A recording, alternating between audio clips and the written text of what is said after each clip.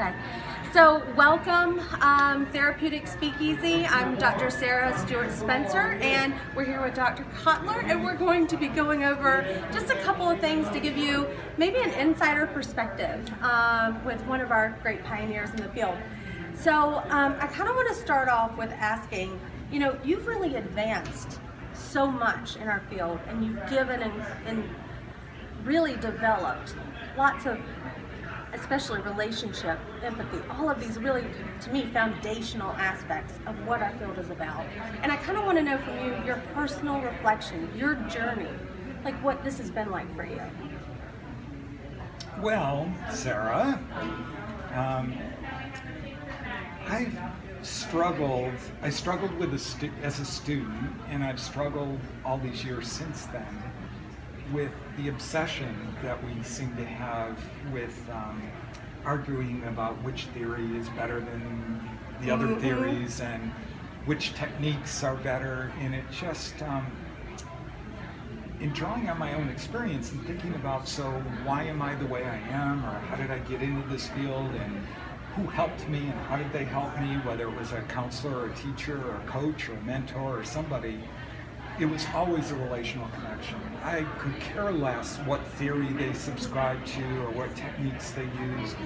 It was all about if they were somebody I admired, if it was someone who walked their talk. And I'll save the viewers the trouble of reading any of my 90 books because they basically follow one theme, and that theme is that it goes back to Carl Rogers, it's about congruence. It's about living what we preach to others, and it just always bothered the crap out of me that so many of my professors could not apply in their lives what they said was so important for us. You know, they preach empathy and compassion, and they were mean, you know, or they were judgmental, or they were critical, or they were scary, or scolding, and it never really felt very safe to me in supervision, and especially in group supervision, to talk about my confusion, my doubts, you know, my mistakes, the things that I don't know.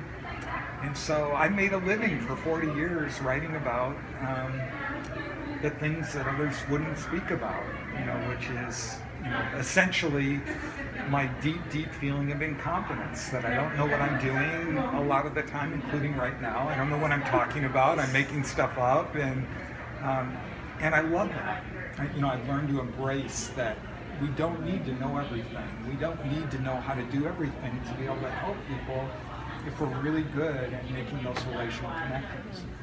So I'm like, when I'm hearing you, I'm thinking this whole journey of becoming, reflecting back, it's those relationships that moved you forward, and the idea that I can just be who I am, be authentic to yourself as you're moving forward. Yeah, and also the part about being the person that we want others to be, you know, practicing the kind of love and caring and compassion towards everybody in our world, you know, not just when the meter's running.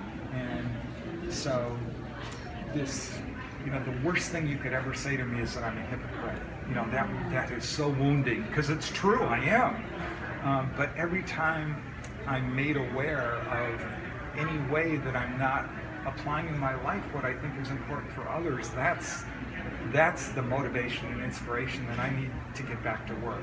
A continuous reflection of practice what you preach. Yeah, and loving how all the cool stuff I get to learn, you know, about the world and about other people and about myself. And, you know, always being a work in progress, never being good enough. Yes, I love that. It kind of ties into the next question that I wanted to ask is, as you start to still integrate all of this new learning and continuing to grow in who you are as a professional, a clinician, and even a contributor to the field, where do you see is like that next step for counselors?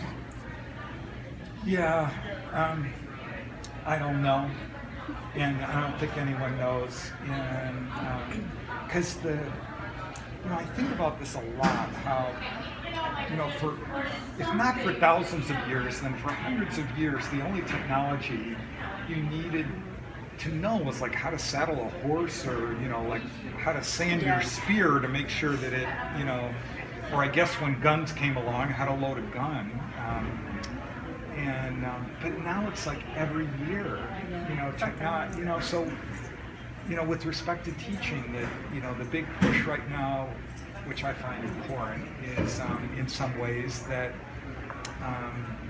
the counseling is going to be online, or the teaching is going to be exclusively online. And I've always thought that the action takes place during the breaks. And once there were mobile devices that everyone has, our iPhones, and there used to be a time during class when, this is like really weird, you're going to think this is the strangest thing, but there used to be a time not so long ago when during breaks, students used to talk to each other. I mean, it was like incredible.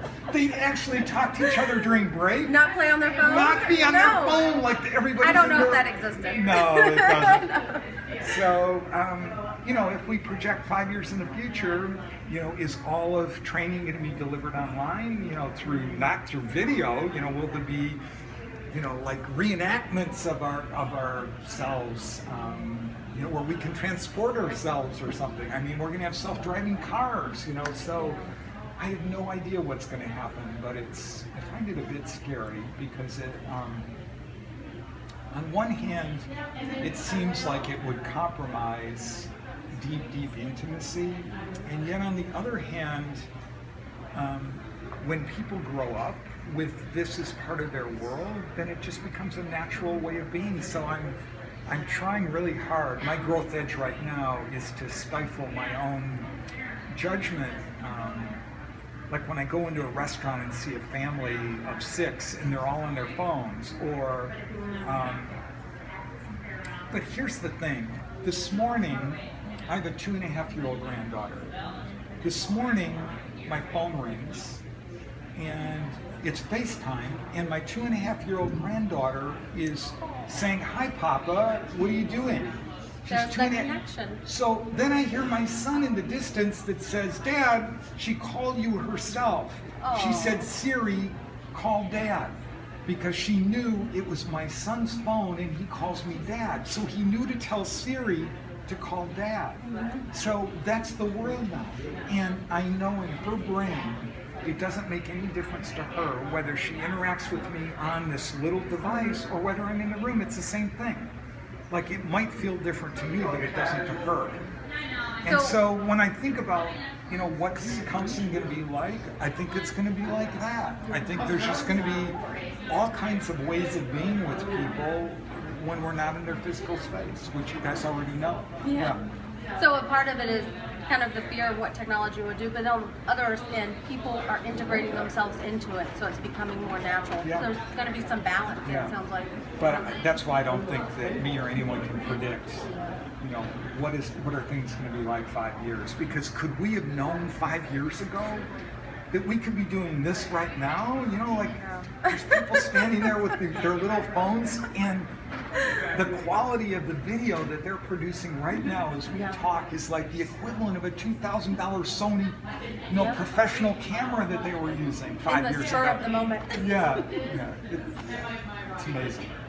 So you really have given the field a lot. I mean, your books, your speeches, which are phenomenal, presentations, everything. You stay really busy.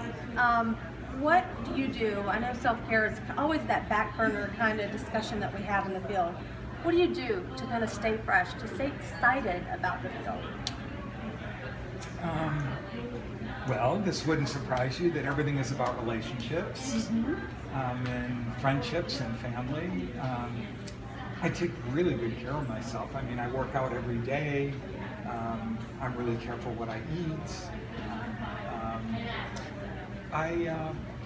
I don't go anywhere unless there's fun for me, so I get invited to do workshops and speeches and things like that, and I don't go unless it's a place I want to go and a place I want to be, and what can I do there that's going to be enjoyable and fun.